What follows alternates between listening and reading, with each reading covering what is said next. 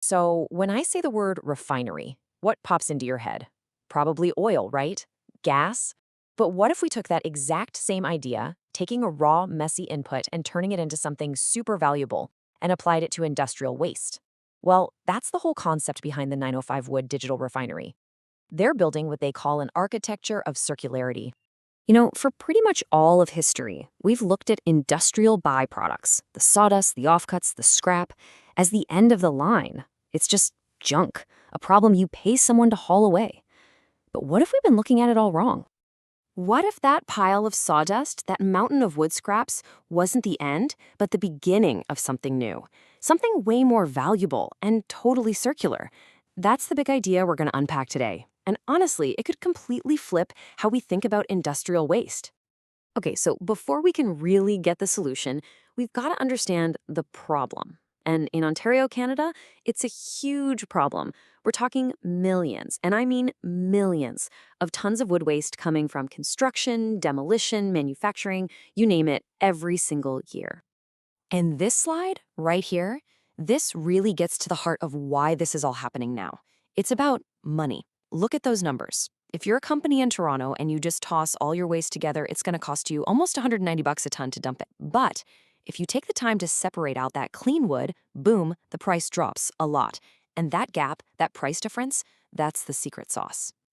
And here's the thing. Ontario's landfills are getting full. That means those disposal fees, they're only going one way, and that's up. So suddenly there's this massive business opportunity for anyone who can figure out how to grab that waste before it hits the landfill and, do something smart with it. All right, so that brings us to the first piece of the puzzle, the logistics. I mean, you can't refine anything until you get your hands on it, right? But what's cool is that 905 Wood doesn't even call it waste collection. They call it feedstock acquisition. They're literally turning one company's problem, their liability, into their own valuable raw material. And they do this on a crazy scale. Forget those little construction bins you see on the street. Just one of their special walking floor trailers, and yeah, the floor literally moves like a conveyor belt to push stuff out, can hold 144 cubic yards. To put that in perspective, that's like 3, maybe 4 of those standard bin pickups all in one go. For the client, that means fewer trucks coming and going, way less hassle, and it's just so much more efficient. So that massive scale is what makes their whole business model work. It's built on this really clever idea called tipping fee arbitrage. Basically, here's how it works. They go to a client and say, hey, the landfill is going to charge you X. We'll take it for less than X. For the client, it's a no-brainer. 905 Wood still makes money on the pickup, and here's the kicker. They get all that wood, their main raw material, for pretty much free. Let's put a hard number on that. Using those 2026 Toronto fees, a client saves at a minimum $47.56 for every single ton they give to 905 Wood instead of the landfill. Now, if you're a big factory pushing out tons of this stuff every day, that's not just pocket change. That adds up to some serious savings. Okay, so the physical stuff is collected. Now let's move to the next layer, because this is where things get really cool. This is where the digital in Digital Refinery really kicks in. The wood has arrived, but now it has to go through this digital gateway. It's where physical scraps get turned into pure data. So, how in the world do you turn sawdust into data? Well, it's a 4-step process. First, the wood comes in and gets hit with these high-precision lasers. This scan creates what's called a digital twin, basically a perfect 3D computer model of every single little offcut. And just like that, it's not a pile of garbage anymore, it's a categorized digital library of unique shapes and sizes. And of course, holding this whole thing together is some pretty serious tech. They're running on Magento 2, which is a beast for e-commerce, but they've slapped a Hive theme on it to make it lightning fast. They use Twilio for all their logistics communication, real-time updates via text message, so the client always knows what's up. This isn't your granddad's waste hauling company with a clipboard. This is a tech company that just happens to deal in wood. And you might be asking, why does all that tech matter? Well, because in today's world, making things fast and easy is everything.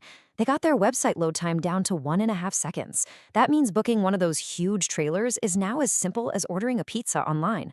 And the result of making it that easy, they doubled their lead generation. It just goes to show you, making logistics frictionless is a huge win. All right, so we've collected the wood, we've turned it into data. Now for the really fun part. We're going inside the refinery core. This is where the magic happens, where that digital data gets turned back into real physical products that are worth even more than the original wood. And this right here shows the night and day difference in their approach. The old way, you just grind it all down. It's a brute force method that just destroys all the value. It shreds the wood fibers, and you're left with what? Low-value mulch or maybe some basic fuel? But the new way, digital upcycling, it's all about being smart. It keeps the wood's natural strength, its structure, and uses the unique shape of each piece to build something way, way more valuable. It all comes down to this one phrase: value-added transformation, from liability to asset. It's really the modern-day version of turning lead into gold. You're taking something that was costing a company money and turning it into a product you can actually sell. So what exactly are they making? Well, for one, they've got robotic arms using that sawdust to literally 3D print biocomposite bricks, perfect for things like insulation. And at the same time, other machines are squishing the biomass down into dense energy pellets. The best part? In both cases, all that CO2 that would have been released from a landfill is now locked up inside these new, useful products. And that brings us to the final step, the last piece of the puzzle. We've refined the stuff, and now it's time for it to go back out into the market, closing the loop. This is what makes the whole system work, not just for the planet, but for the balance sheet too. Now, this is a really key differentiator for them, something called the digital product passport. See, when they sell one of their upcycled products, you're not just buying a brick, you're buying a story, and it's a story backed by hard data. This passport proves where the material came from, tracks its whole journey, shows exactly how much carbon was captured, and gives their customers solid, verifiable data that they can then use in their own ESG reports. That's huge. So at the end of the day, this system does way more than just get rid of waste. It creates real, tangible, sustainable stuff. Think about it. The sawdust from some furniture factory in one city can actually become a carbon-negative building block for a new, super efficient home in another. That is what a real circular system looks like. And they are not thinking small here. Their goal is to help the entire region hit a 50% waste diversion rate by 2026. This isn't some little side project. It's a full-scale model designed to attack the waste problem head-on and line up perfectly with what the government wants to achieve. Which really just leaves us with one final thought. What 95 Wood has built is this incredible mix of smart logistics, digital tech, and robotics. And it proves that maybe waste is just the wrong word for it. Maybe it's just a resource we haven't figured out what to do with yet. So it makes you wonder, what other kind of waste is out there just waiting for someone to build its digital refinery?